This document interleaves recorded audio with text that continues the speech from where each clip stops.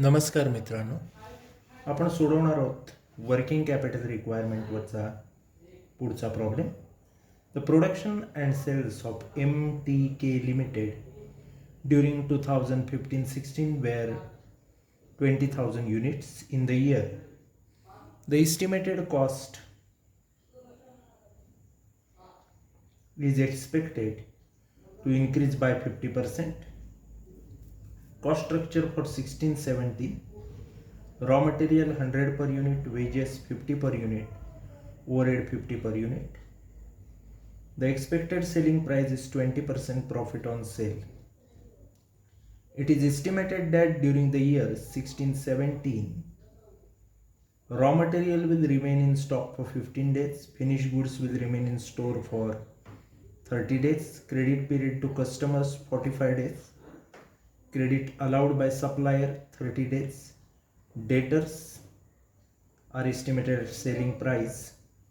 Operation and expense will accrue evenly throughout the year. Working days of the company will be 300 days in the year. You are required to prepare a statement of working capital requirement for the year 2016-17 of MKT Limited. MKT लिमिटेडचं आपण accounts maintain करतोय. पहिलं आपल्याला cost statement बनवायचं आहे 2016-17चं. 2 column करायचे, particulars आणि amount rupees. 2016-17ला जर बघितलं तर रॉ मटेरियल जे आहे त्याच्याबद्दल क्लिअर कट सांगितलेलं आहे की 100 रुपीज पर युनिट असणार आहे. दुसरे जे आहेत वेजेस, त्याच्याबद्दल जर विचार केला तर ₹50 पर युनिट आहेत. ओव्हरहेड्स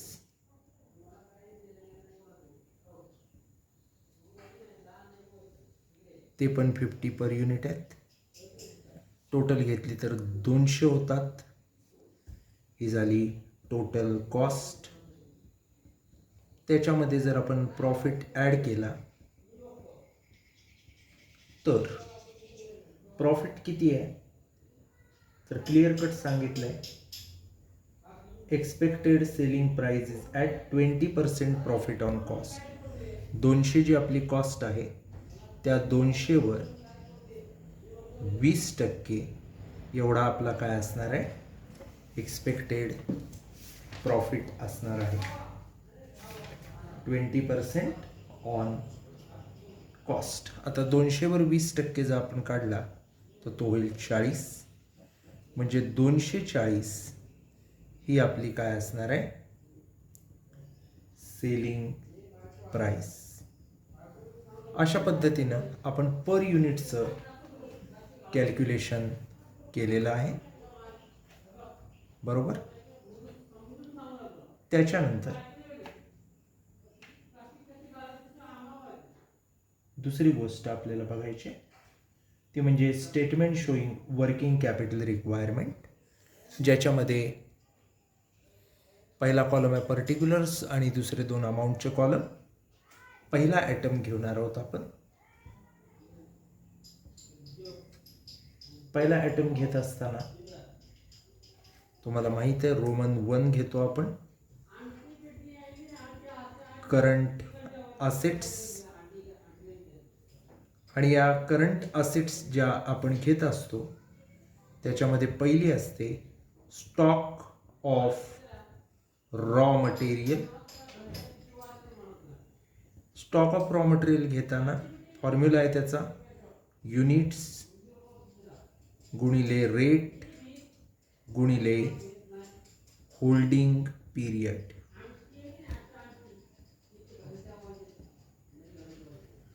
युनिट घेताना आता तुम्हाला माहित आहे पक्क की युनिट हे लेवल ऑफ ॲक्टिव्हिटी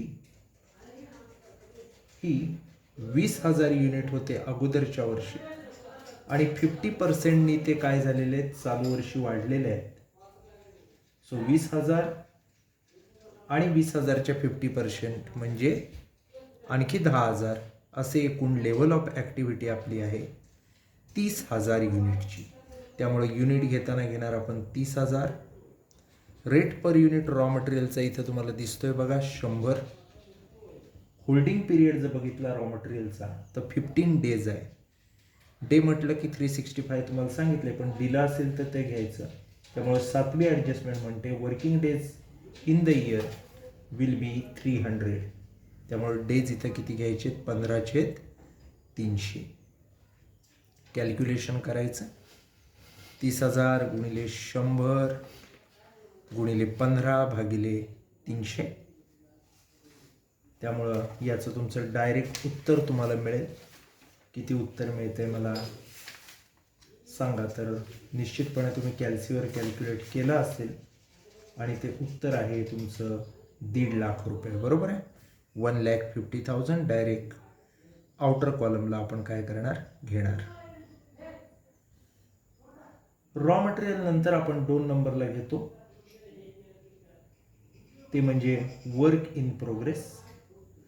हे वर्क इन प्रोग्रेस आपण तेव्हा घेतो जेव्हा प्रोसेस टाइम दिलेला असतो. इथं जर आपण बघितलं प्रॉब्लेममध्ये तर प्रोसेस टाइम दिलेला नाही आहे, त्यामुळे WIP घ्यायचा काही प्रश्न नाही. डायरेक्ट 2 नंबरला घेऊ स्टॉक ऑफ फिनिश्ड गुड्स.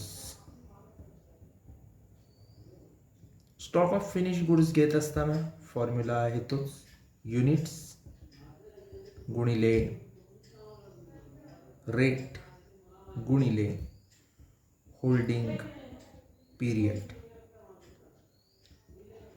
इथं जर आपण बघितलं तर युनिट आहेत आपले कायम 30,000च असणार आहेत. रेट इथं आपण टोटल कॉस्ट किंवा कॉस्ट ऑफ प्रोडक्शन थोडक्यात घेत असतो. मटेरियल लेबर ओव्हरहेड 200 इथं आलेली आहे, ती आपण घेतोय. होल्डिंग पिरियड बघाल तर ॲडजस्टमेंट नंबर 2 बघा, finish good will remain in store for 30 days. वर्षाचे दिवस इथं आहेत 300. सो 30,000 गुणिले 200 गुणिले 30/300 अशा पद्धतीनं हे कॅल्क्युलेशन आहे. याचं उत्तर किती येतं आहे बघा. याचं जर व्यवस्थित कॅल्क्युलेशन केला तर 6 लाख रुपये येतील.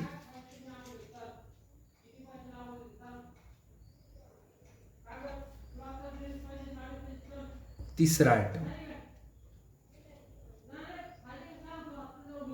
आयटम जो आपण घ्यायचा आहे तो आहे कस्टमर्स म्हणजेच डेटर्स.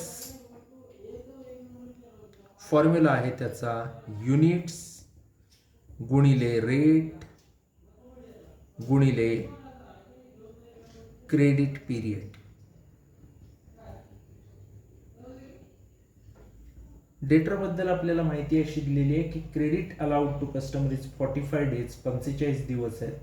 आणि दुसरी माहिती अशी आहे debtors are estimated at selling price. जी आपली सेलिंग प्राईस 240 आहे ती डेटर्सला वापरायची. Unit without any change 30,000. Selling price वापरायचे सांगितले, डायरेक्ट आपण 240 घेतले. आणि क्रेडिट पिरियड जर बघितला तर 45/300. किती उत्तर येतं बघा. 30,000 गुणिले 240 गुणिले 45/300. उत्तर जर काढलात तर येईल 10,80,000.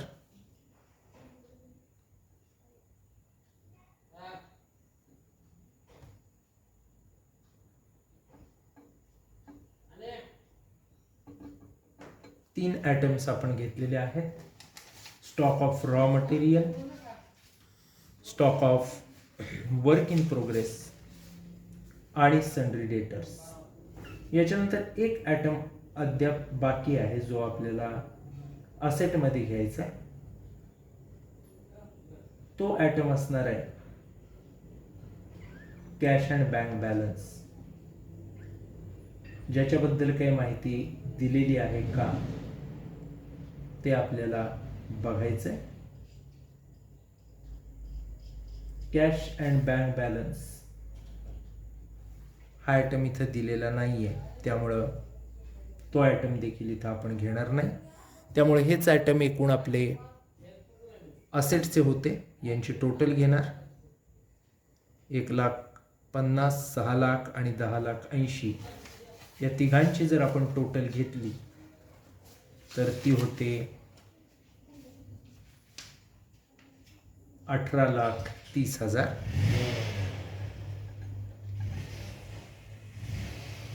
या 18,30,000 मधनं आपल्याला मायनस करायचा एक आयटम जो करंट लायबिलिटीचा दिसतोय बघा. कोणता आहे? लेस करंट लायबिलिटीज.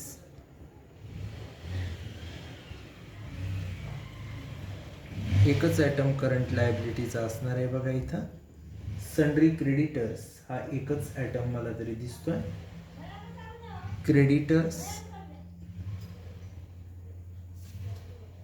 फॉर्म्युला आहे क्रेडिटरचा युनिट्स गुणिले रेट गुणिले क्रेडिट पीरियड. फॉर्म्युला जर आपण घेतला तर युनिटमध्ये 30,000 आणि चेंज. रेट घेतला तर क्रेडिटरचा रेट रॉ मटेरियलला जो आहे तोच 100. क्रेडिट पीरियड बघाल तर सप्लायरचा आहे 30 डेज, 30/300. म्हणजे याचं जर आपण उत्तर काढलं 30,000 गुणिले 100 गुणिले 30/300 याचं व्यवस्थित जर आपण कॅल्क्युलेशन केलं तर आपल्याला उत्तर मिळेल 3,00,000.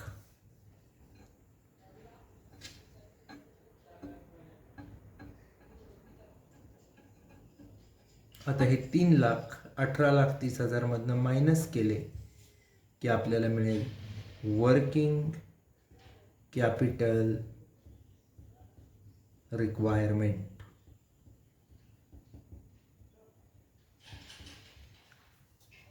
18तनं 3 गेले म्हणजे 15,30,000.